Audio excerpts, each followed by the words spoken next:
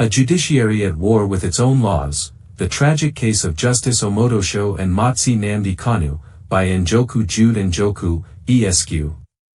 There are moments in every nation's legal history when a single court ruling forces the country to confront an uncomfortable question: are we a nation governed by laws, or by the moods and improvisations of those who interpret them? Justice Binta Nyako's court produced one such moment in 2017. Now, Justice Omotosho of the Federal High Court has produced another.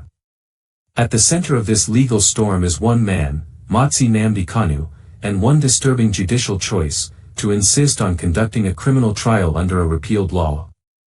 This is not merely a legal technicality. It is a constitutional earthquake. The law is clear: a repealed statute cannot sustain a trial.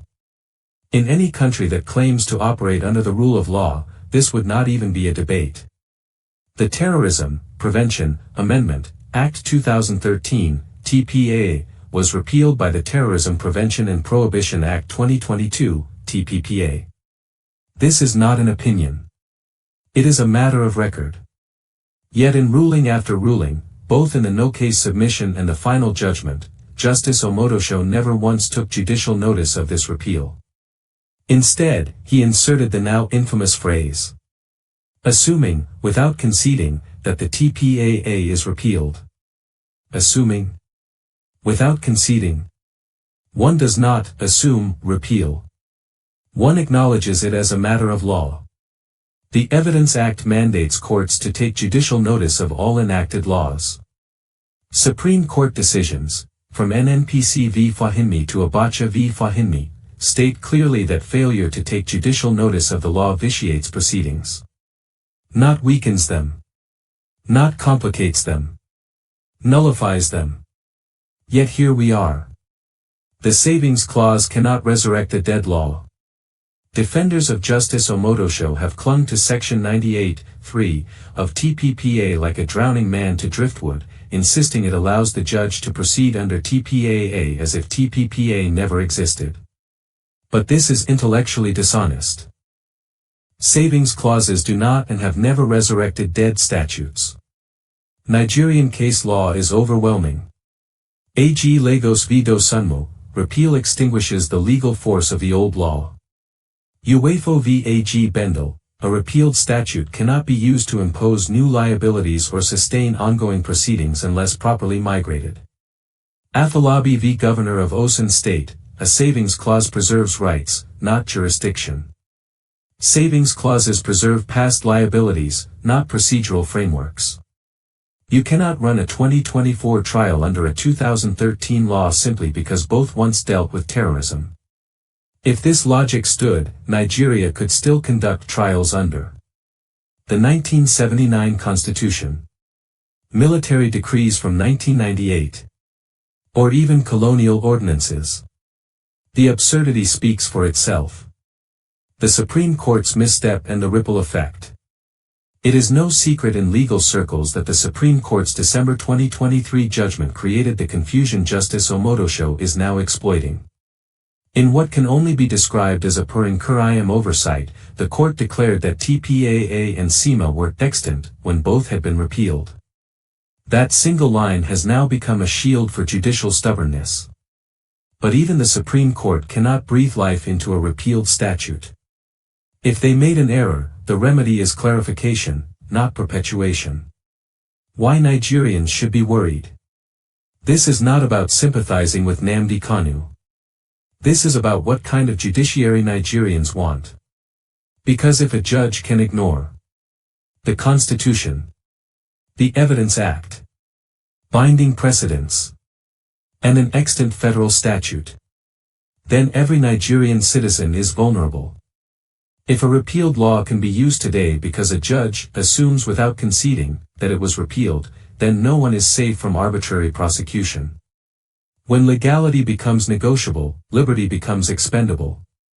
The human cost of institutional pride. Some ask, why won't Justice Omotosho simply apply the correct law? The answer is uncomfortable. Admitting the mistake would unravel the entire trial and embarrass the judicial establishment. And nothing terrifies the Nigerian judiciary more than public embarrassment. So instead of correcting the error, the system doubles down. Instead of acknowledging illegality, it manufactures logic to justify it. Instead of upholding justice, it protects institutional ego. Meanwhile, one man, whether you support his politics or not, sits in solitary confinement, his liberty suspended, his health deteriorating, all because the system prefers stubbornness over justice.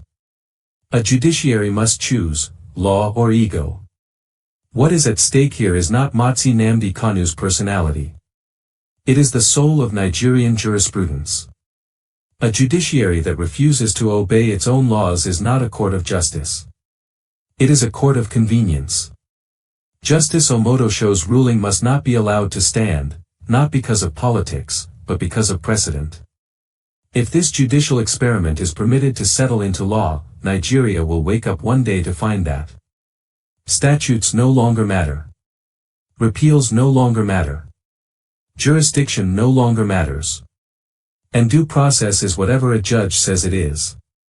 That is the road to judicial anarchy. And Nigeria has suffered enough. Thank you for your attention to this matter. Stay safe and have a nice day. Do you know what pains me the most? Is that the truth is very hard for people to believe, to digest, to swallow. It's very hard for people to digest too.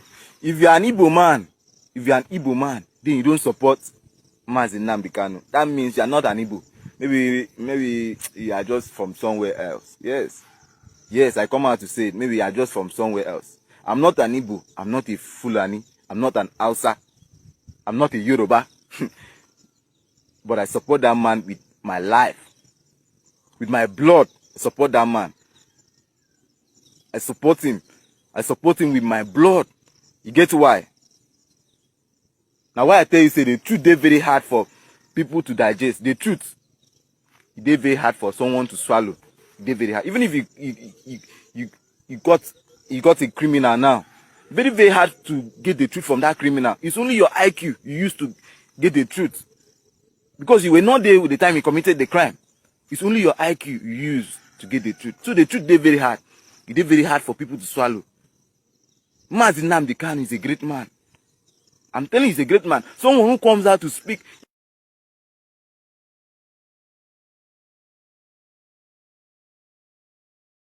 I'm